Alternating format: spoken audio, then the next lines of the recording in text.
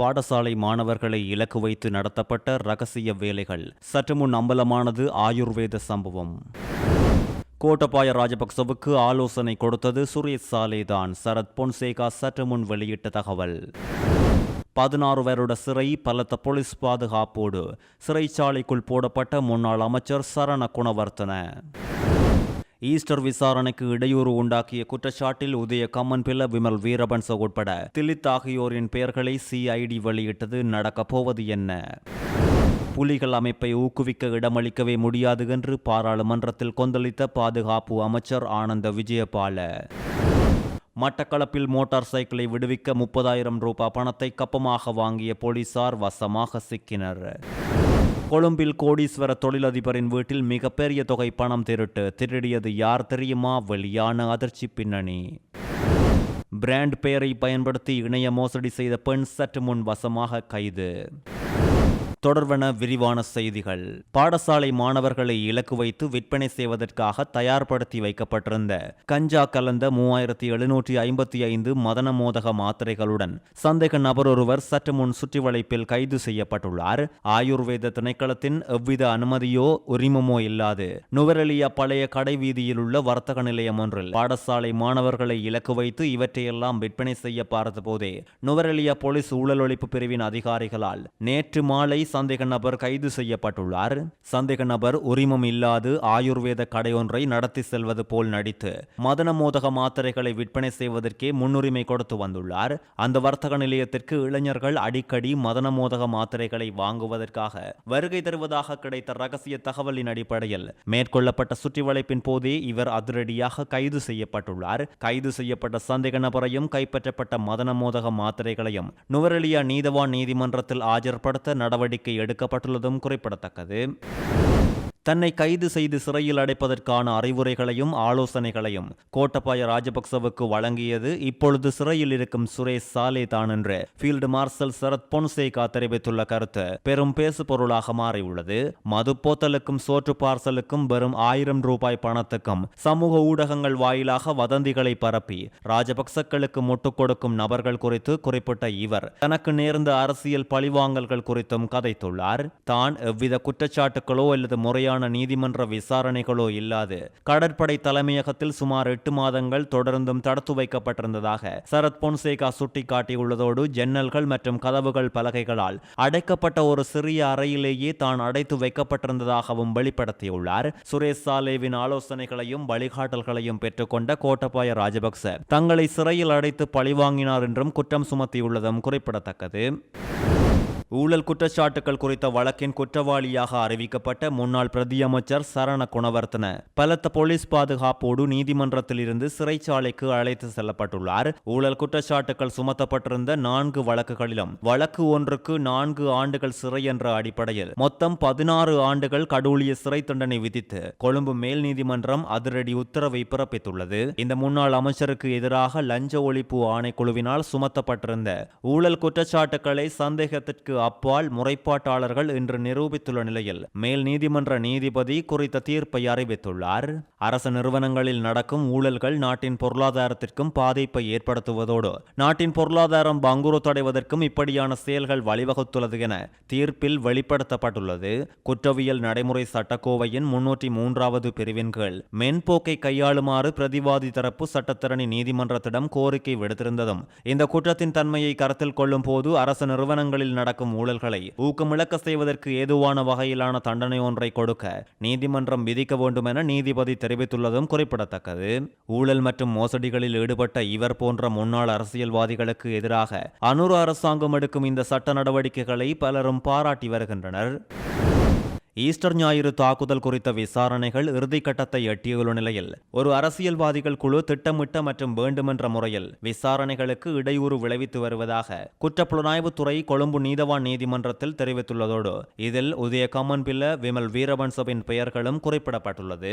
அரச புலனாய்வு சேவையின் முன்னாள் பணிப்பாளர் சுரேஷ் சாலே, முன்னாள் அமைச்சர்கள் உதய கம்மன்பில மற்றும் விமல் வீரவன்ச மற்றும் பாராளுமன்ற உறுப்பினர் திலித் ஜெயவீர ஆகியோர் விசாரணைகளுக்கு தடையாக இருப்பவர்களில் முக்கியமானவர்கள் குற்றவாளிகளாக இருப்பதாக குற்றப்புலனாய்வுத்துறை அதிகாரிகள் நீதிமன்றத்தில் வெளிப்படுத்தியுள்ளனர்.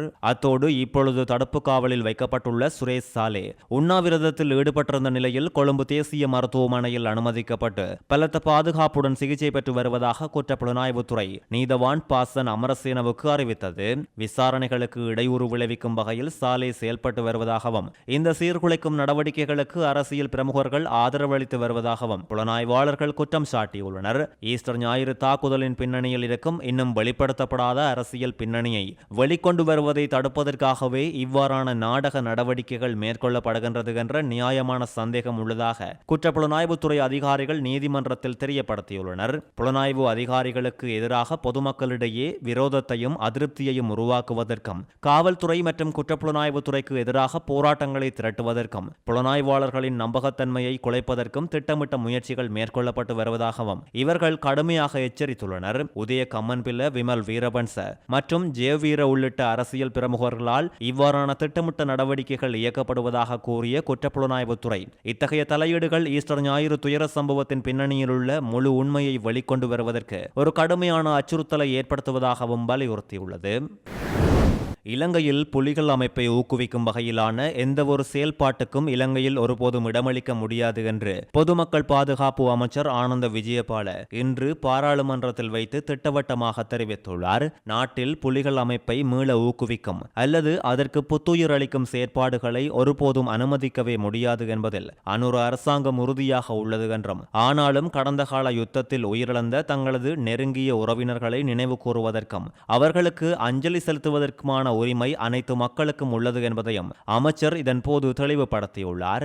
புலிகள் அமைப்பின் பாடலை பாடியமை குறித்து குற்றச்சாட்டில் அண்மையில் கைது செய்யப்பட்டுள்ள கிளிநொச்சி பகுதியை சேர்ந்த இளைஞன் குறித்தும் அமைச்சர் சபையில் தெளிவுபடுத்தியுள்ளார். சம்பவம் குறித்து போலீஸ் மா அதிபர் மற்றும் சட்டமா அதிபர் ஆகியோரோடு இன்று விசேட கலந்துரையாடல் ஒன்றை நடத்தவுள்ளதாக கூறிய அமைச்சர் ஆனந்த விஜயபால இந்த கலந்துரையாடலை அடுத்து குறித்த இளைஞன் விவகாரத்தில் சட்டரீதியாக எடுக்கக்கூடிய ஒரு சாதகமான தீர்மானம் எட்டப்படும் என்றும் ஆனந்த விஜயபால மேலும் தெரிவித்துள்ளார்.